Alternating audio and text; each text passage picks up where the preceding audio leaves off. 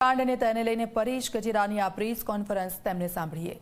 એટલે broker association છે, એવા જે બાંધકામ ઉદ્યોગ સાથે જેટલા એસોસિએશનો સંકળાયેલા છે એ બધાને પણ અમે મદદ લેશું અને બાંધકામ ઉદ્યોગને જે મટીરિયલ સપ્લાય કરતા હોય રો મટીરિયલ એ મટીરિયલ એસોસિએશન છે, આ બધાને અમે સહકાર લઈ એક મોટી રેલીના સ્વરૂપમાં કે ભાઈ પ્રશ્નો ઘણા બધા છે તો આ પ્રશ્નોને અમે જિલ્લા કલેક્ટરશ્રીને આવેદન આપશું.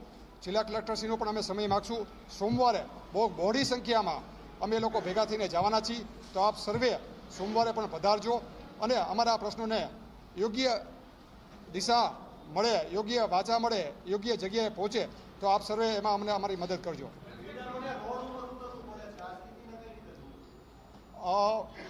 સ્થિતિ બહુ એટલે બહુ ખરાબ થઈ ગઈ છે, ત્યારે આ બિલ્ડરોને અત્યારે રોડ ઉપર ઉતરવું પડે છે.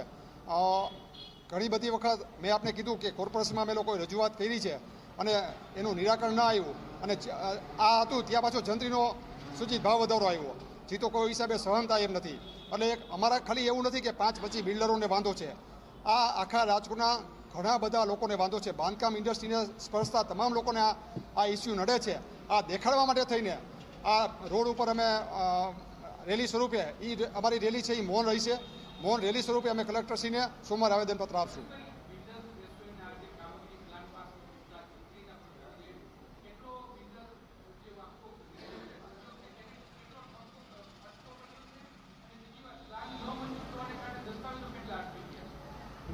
હું એવું માનું છું કે કોર્પોરેશનમાં પેઇડ એફએસઆઈ બાંધકામની પેઇડ એફએસઆઈની બજેટમાં 20 થી 25% આવક મૂકી હતી. મારા ખ્યાલથી 200 કરોડથી વધારાની આવક કોર્પોરેશને બજેટમાં દર્શાવી હતી બાંધકામની પેઇડ એફએસઆઈની. કોર્પોરેશને આ વર્ષે હું એવું માનું છું 50 કરોડથી 100 કરોડની વચ્ચે કોર્પોરેશનની આવક ઓછી થવાની છે. સરકારને સ્ટેમ્પ ડ્યુટીની આવક પણ મોટા પ્રમાણમાં ઘટવાની છે. બાંધકામ ઇન્ડસ્ટ્રીએ હું એવું માનું છું કે અત્યારે ટોટલ ઠપ છે. નવા પ્લાન આપ જોશો તો 32 પ્લાન ઇન્વર્ટ થયા હતા, એમાં ખાલી 2 પ્લાન મંજૂર થયા છે. કમ્પ્લીશન સર્ટી 1 આપવામાં આવ્યું છે, જે ઓન એન એવરેજ 8 થી 10 પ્લાન દર મહિને 25 મીટરથી ઉપરની હાઇટવાળા કોર્પોરેશનમાં મંજૂર થતા. હવે બિલ્ડર નવો પ્લાન મૂકતા બીવે છે અથવા મૂકવો હોય તો પહેલાં તો ઓફલાઈન એટલી પ્રક્રિયા છે કે એ ઇન્વર્ટ કરતાં એને 2 થી 3 મહિના જેવો સમય લાગી જાય. પહેલાં એ કે અમને બતાવો, આનો અભિપ્રાય લઈ લ્યો, ટીપીઓનો અભિપ્રાય લઈ લ્યો, પછી પાછો મારો અભિપ્રાય લ્યો. આવા અભિપ્રાય જુદા જુદા લેવામાં પ્લાન મૂકતા પહેલાં જ અમારે 1.5 થી 2 મહિનાનો સમય લાગે છે. એટલે આ બધી પ્રક્રિયાને ખૂબ લેન્ધી કરી નાખી છે. ઇઝ ઓફ ડુઈંગ બિઝનેસની વાત હતી, સરળીકરણની વાત છે, તો આમાં ક્યાંય સરળીકરણ મને દેખાતું નથી. અમારી વારંવાર રજૂઆત છે, આજે નવા કમિશનર આવશે એને પણ અમે પહેલાં મળશું અને સાહેબને કહેશું કે સાહેબ સરળીકરણ કરો, 30 દિવસમાં પ્લાન મંજૂર થાય, 30 દિવસમાં કમ્પ્લીશન આવે. આ પ્રકારની જો વ્યવસ્થા થાય તો મને એવું લાગે છે કે જેટલું ફાસ્ટ થાય એટલું ડેવલપમેન્ટ ફાસ્ટ થાય. બિલ્ડર છે, કોઈ પણ શહેરને રૂડું રૂપાડું કેમ લાગે એ બિલ્ડરનું કામ છે. તમે જુઓ તો આજે રિંગ રોડ, પહેલો રિંગ રોડ હોય, બીજો રિંગ રોડ હોય, સારા સારા બિલ્ડિંગ બને. આના સિવાય લોકોને સપનાનું ઘર પૂરું પાડવાનું કામ કરતું હોય તો એ બિલ્ડર છે.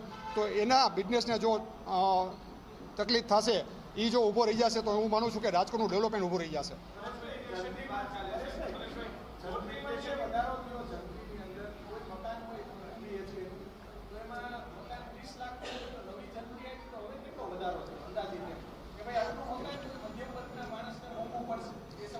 અમારું જે પ્લાનિંગ અમે જે કેલ્ક્યુલેશન અત્યારે કરી છે, હું તમને સિમ્પલ સમજાવું કે 1.8 એફએસઆઈ ફ્રી હોય, બાકી બધી ચાર્જેબલ હોય. એ અમારે જંત્રીના 40% રૂપિયા સરકારમાં એટલે કોર્પોરેશનમાં કે રૂડામાં ઓથોરિટીમાં ભરવાના હોય.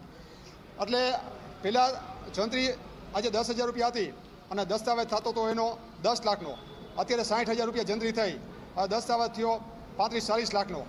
તો સ્ટેમ્પ ડ્યુટી વધી, એને પેડ એફએસઆઈના પૈસા વધ્યા. એટલે અમારું કેલ્ક્યુલેશન એવું છે કે ક્યાંક 20% ને ક્યાંક 30%, એટલે 20 થી 30% જેવું મકાન ઘર ઓલ ઓવર મોંઘું થશે. 30 લાખનું બજેટનું ઘર હોય તો એ 34 લાખથી 36 લાખની વચ્ચે, એટલે 4 થી 5 લાખમાં ઘર લોકોને પોતાનું ઘર, સપનાનું ઘર મોંઘું થશે એવું અમને લાગી રહ્યું છે.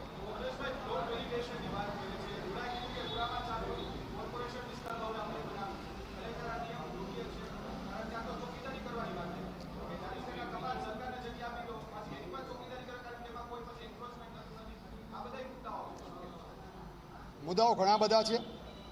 સોમવારે અમે આવેદન આપવાના છીએ, એમાં તમામ મુદ્દા આવરી લેવાના છીએ અને આ મુદ્દા વિશેષ સોમવારે પાછી અમે ચર્ચા કરવાના છીએ.